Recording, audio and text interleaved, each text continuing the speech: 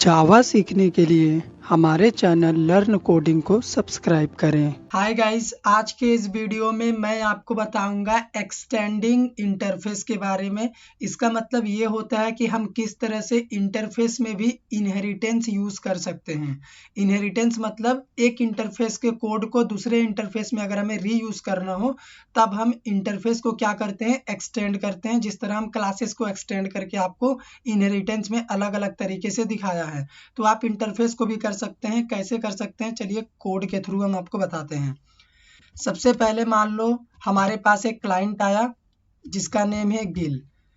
Gill client मेरे को क्या बोल रहा है कि मान लो मैं एक सॉफ्टवेयर डेवलपर हूँ, ठीक है। मान लो मैं अपने आप को भी यहाँ पे मेंशन कर लेता हूँ, मेरा नेम है अंकित, मैं एक सॉफ्टवेयर डेवलपर हूँ।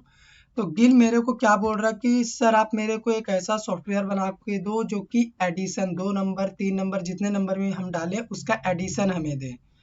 ठीक है, तो हम क्या करेंगे, उसके रिक्वायरमेंट को सुनेंगे, इंटरफेस में इस तरह से रिक्वायरमेंट के अकॉर्डिंग मेथड बना लेंगे और मेथड हम उसी हिसाब से बनाएंगे जो उसका रिक्वायरमेंट है, ताकि बाद में जब गिल हमारे सामने ना भी रहे तो हम इस मेथड को देख के समझ जाएं कि वो एडिशन हमें बोल रहा था, एडिशन का सॉफ्टवेयर बनाने के लिए।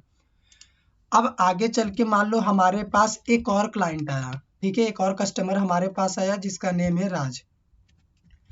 राज क्या बोल रहा है मुझे, राज बोल रहा है कि मुझे एक ऐसा सॉफ्टवेयर बना के दो जो कि एडिशन भी करे और सब्ट्रैक्शन भी करे। तो मैंने कहा ठीक है, मैं बना दूंगा। तो अब मैं अगर एडिशन और सब्ट्रैक्शन राज के लिए करने जाऊं तो मुझे इस तरह से ऐड मेथड फिर से यहाँ बनाना होगा, और सब्ट्रैक्शन के लिए तो सब्ट्रैक्शन मुझे बनाना ही होगा, ठीक है, क्योंकि ये इसका नया रिक्वायरमेंट है। तो अगर मैंने ऐड मेथड यहाँ पे फिर से बनाया राज के लिए स्पेशली, तो जो कोडिंग मैंने यहाँ पे किया था मुझे फिर से यहाँ पे करना पड़ जाएगा।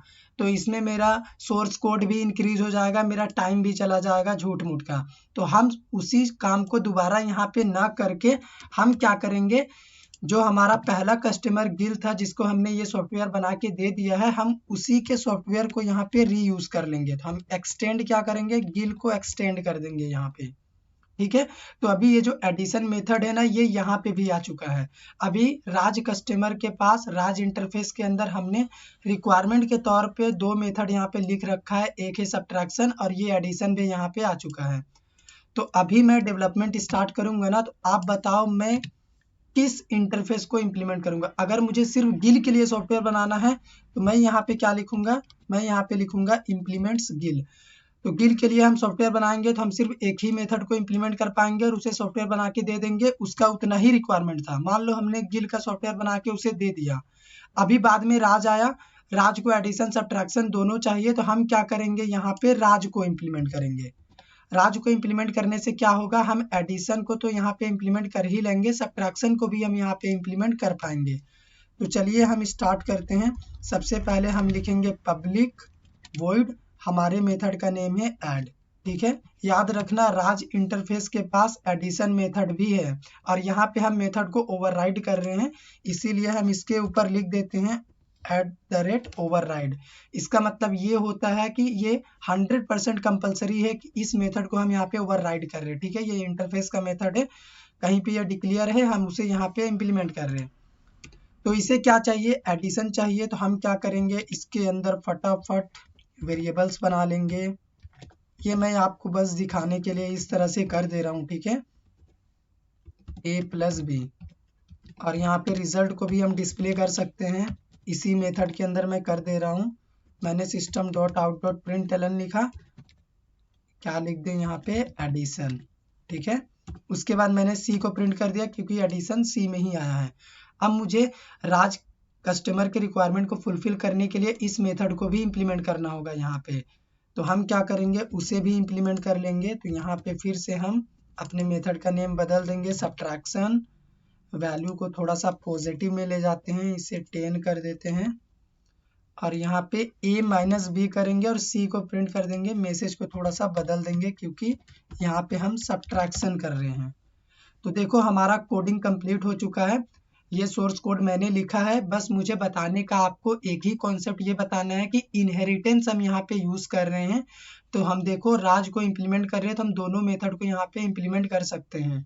तो अभी ऑब्जेक्ट बनाने की बात आती है, तो एक हम क्लास बना लेते हैं ऑब्जेक्ट के लिए अलग से। इसे थोड़ा सा जूम करते हैं, ऑब्जेक्ट वाले पार्ट में जाते हैं। ठीक है, यहाँ पे हम ऑब्जेक्ट बनाएंगे क्लास अंकित का, क्योंकि ऑब्जेक्ट क्लास का बनता है, इंटरफेस का कोई ऑब्जेक्ट नहीं बनता। लेकिन हम इंटरफेस का रेफरेंस बना सकते हैं, तो मुझे राज का अगर रेफरेंस चाहिए तो मैं बना सकता हूँ। ठीक है, लेकिन ऑब्जेक्ट क्लास का ही बनेगा। अभी मुझे मेथड को कॉल करना है, तो मैं क्या करूँगा, आर डॉट यहाँ पे लिखूंगा। सबसे पहले ऐड मेथड है हमारे पास, उसके पास अपने पास एक और मेथड है सब्ट्रैक्शन।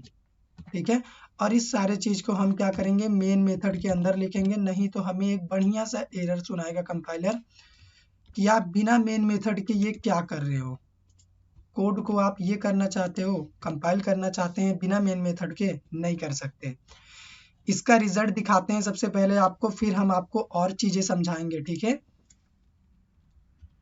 हमने यहाँ पे कंपाइल कर दिया, देखो सक्सेसफुली कंपाइल हो चुका है। अब इसे रन करने के लिए हमने एंटर मारा, देखो एडिशन 30 और सब्ट्रैक्शन यहाँ पे 10 प्रिंट हो चुका है। तो हमने राज इंटरफेस को इम्प्लीमेंट करा ना, तो हमने दोनों मेथड्स को यहाँ पे ओवरराइड कर सका, इम्प्लीमेंट कर सका, और इसके रिक्वायरमेंट को हमने फुलफिल करा।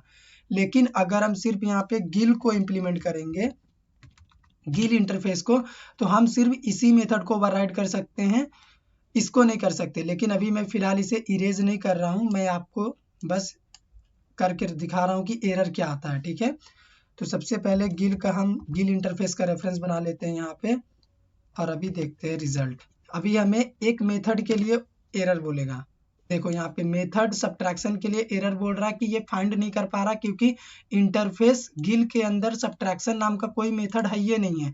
लेकिन इसके टाइम पे कोई एरर नहीं बोला, इसका मतलब ये ऐड मेथड इसके पास भी था, क्योंकि हमने एक्सटेंड कर दिया। ठीक है, इनहेरिटेंस क्या करता है, कोड को रीयूज कर देता है। इस मेथड को यहाँ पे ला दिया, और हमने इस मेथड को एडिशन सब्ट्रैक्शन दोनों को यहाँ पे इम्प्लीमेंट कर दिया अपने कोड में, इस तरह से। ठीक है, तो यही कॉन्सेप्ट था, सिंपल सा इनहेरिटेंस आप इंटरफेस में कैसे लगा सकते हैं अपने। अगर मान लो आपके पास क्लाइंट आ रहे हैं, एक क्लाइंट ने आपको कुछ काम करने के लिए दिया, फिर दूसरा क्लाइंट आया, आपको वही काम फिर से वो कराना चाहता है और कुछ एक्स्ट्रा कराना चाहता है, तो आप इंटरफेस में इनहेरिटेंस यूज करके अपने टाइम को बचा सकते हैं, सोर्स कोड को कम कर सकते हैं। अगर कॉन्सेप्ट समझ में आया हो आपको, तो वीडियो को लाइक करिए, शेयर करिए, चैनल पे नए हैं चैनल को सब्सक्राइब कर दीजिए। कंप्लीट जावा सीखने के लिए इस प्लेलिस्ट पे क्लिक कर दीजिए जो आपको स्क्रीन पे दिख रहा है।